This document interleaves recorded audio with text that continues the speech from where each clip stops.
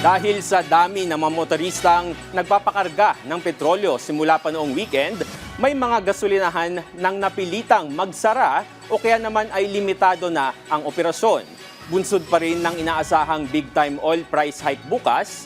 Kasabay nito, inilunsad ng DOE at DICT ang eGovPH Complaint Center upang tugunan ang mga posibleng pang-aabuso sa presyo ng mga produktong petrolyo. Si Bernard Ferrer sa sentro ng balita. Bagong inaasahang big-time oil price hike, nag-full tank na si Arian sa isang gasoline station sa Commonwealth Avenue sa Quezon City. Kung ikukumpara kasi sa ibang gasolinahan, mas mababa pa ang presyo ng langis dito. Nasa 57.90 centavos ang presyo ng diesel, habang nasa 55.70 centavos naman ang regular gasoline at 56 pesos and 78 centavos ang premium gasoline. Full tank ko na po ito. Pero usually po ang full tank ko is around 400.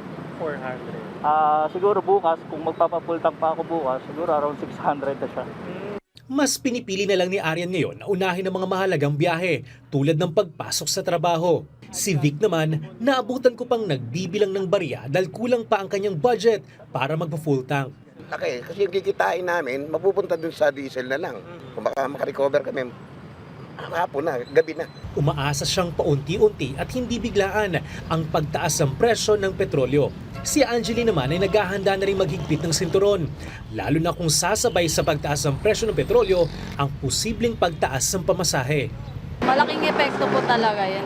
Kasi since araw-araw yung commute, Umaasa siya na magkakaroon ng sapat na tulong ang pamahalaan para sa mga commuter tulad ng libreng sakay. Ayon naman sa LTFRB, maaaring i-revise ang kanilang naunang proposed provisional fare increase. Ayon kay LTFRB Chairman Vigor Mendoza II, ang nauna nilang rekomendasyon ay nakabatay sa 60 pesos kada litro na presyo ng langis. Pero sa mga ulat, maaari umanong umabot sa 80 pesos kada litro ang presyo ng petrolyo sa mga gasolinahan.